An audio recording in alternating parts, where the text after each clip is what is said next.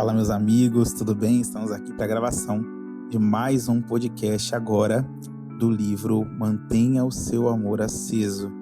Esse livro que é tão poderoso, tão confrontador, que nos ajuda a entender o que de fato é o amor e como nós podemos viver e manifestar o amor do tipo de Deus, o amor que Ele espera de nós. E como nós aprendemos coisas tão complicadas sobre o amor, como nós aprendemos coisas às vezes até contrárias ao amor. E o nosso senso de amor, ele foi completamente deturpado pelas coisas que nós aprendemos. E aí a gente passa a entender que o amor tem posturas que na verdade ele não tem. Então esse livro tem o objetivo de esclarecer para nós de uma forma bem profunda a respeito desse amor. Vamos lá? Eu vou começar esse episódio com uma frase que talvez doa um pouco. Se você precisa controlar alguém para se sentir bem, você não está amando, você está com medo. E medo fantasiado de amor vira manipulação. A gente chama de cuidado, de zelo, de responsabilidade, mas às vezes é só controle. A gente tá falando isso por mim mesmo, tá? Já teve várias situações em que o medo me fez controlar. O medo de que as pessoas às vezes não, e na minha ideia era que não zelassem das coisas de Deus, que não zelassem, não pensassem como eu penso, não me permitissem viver aquilo que eu preciso viver no Senhor, ou tentassem, no medo de elas tentarem me controlar, eu tentar controlá-las, né? E isso não é amor, e a gente vive isso de uma maneira tão natural, e Deus ele tem me chamado a atenção nisso. Eu pessoalmente tenho sido tratado e esticado nisso. Então vamos lá. Semana passada, né, na verdade no último áudio eu falei sobre uma coisa forte. Você pode amar Jesus e ainda ser péssimo nos relacionamentos. E hoje eu quero dar nome ao problema. O Denis Silk chama isso de uma forma profunda de impotência emocional. No livro, o Denis Silk ele fala sobre 2 tipos de pessoas. A gente até começou a citar no último podcast, né, que são pessoas poderosas e pessoas impotentes. E quando a gente fala disso, nós não estamos falando de poder aquisitivo, nem de cargo ou título, nem sobre personalidade, nós estamos falando sobre responsabilidade emocional mesmo. Pessoas que olham para si e percebem realmente o que estão sentindo e geram essa autoconsciência, ou pessoas impotentes, né, que culpam os outros pelo que sentem, tentam mudar os outros, vivem reagindo, manipulam, pressionam, fazem chantagem emocional, precisam que o outro mude para que eles fiquem bem.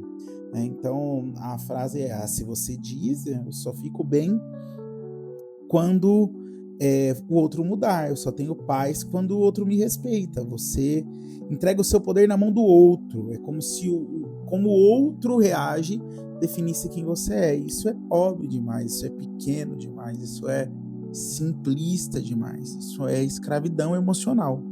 Pessoas poderosas assumem os seus sentimentos, eles escolhem suas respostas, não controlam, não manipulam, amam sem forçar, respeitam limites. Pessoas poderosas não precisam ganhar discussões, elas precisam permanecer em amor. E é essa questão aqui. Quando nós entendemos isso, não é sobre estar certo o tempo todo, mas é sobre manter o amor. Vamos lá, vamos contar uma história. Imagina, por exemplo, uma esposa que diz: eu gritei porque você me irritou. Não, você gritou porque você não soube lidar com a situação. Perceba a diferença. Enquanto eu coloco a culpa no outro, eu nunca mudo. Eu viro refém da atitude dele. Outra história é: quantos líderes já vi dizendo: essa igreja não quer porque o povo não obedece. Talvez não seja desobediência, talvez seja falta de segurança emocional da liderança. E aí nós precisamos entender claramente, gente, que nós somos responsáveis pelos resultados que nós temos. Falar para vocês um exercício que eu faço aqui na igreja. Quando algo está errado, a primeira coisa que eu faço é trazer a responsabilidade para mim.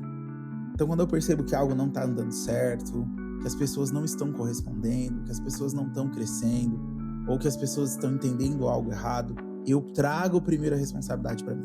Então eu aprendi a olhar para mim e a perceber, como eu falhei nisso? O que eu não estou comunicando corretamente? O que eu não estou conseguindo transmitir? Como eu tenho falhado nisso aqui? Então eu olho para mim. Depois que eu olho para mim e corrijo o que tem para corrigir, aí sim eu posso olhar para o outro e perceber, né? Como o outro está agindo, por que aquilo está me afetando, como eu posso trazer uma resposta positiva para isso. Tá? Tô aprendendo, tô no processo. Olha para Jesus, ele nunca controlou ninguém, a gente não vê isso, ele nunca forçou ninguém a nada, ele nunca manipulou ninguém com medo, né? Por exemplo, o jovem rico foi embora, Judas traía, ele não forçou, discípulos fugiram, pessoas deixaram de segui-lo e Jesus continuava inteiro. Isso é poder emocional, né? Controle é medo disfarçado e amor é liberdade. Então nós precisamos dar parâmetros, né? Sim. Dar limites, sim.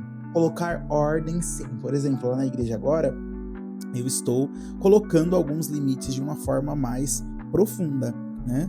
Sendo um pouco mais enfático em relação a algumas coisas, colocando limites, colocando os meus critérios, podemos dizer, né? E eu como liderança e junto com o meu corpo de liderança, eu tenho colocado alguns critérios e eu tenho sido firme nesses critérios.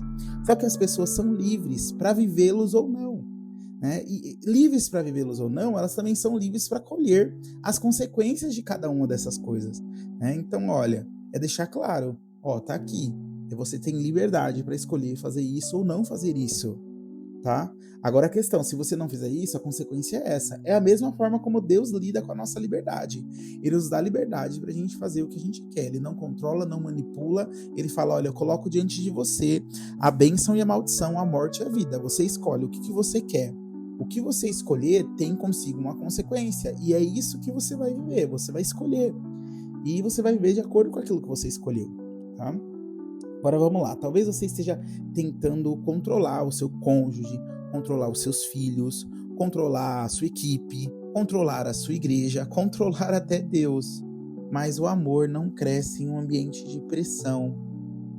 O amor floresce em segurança. Se as pessoas só ficam perto de você com medo, isso não é honra, isso é sobrevivência.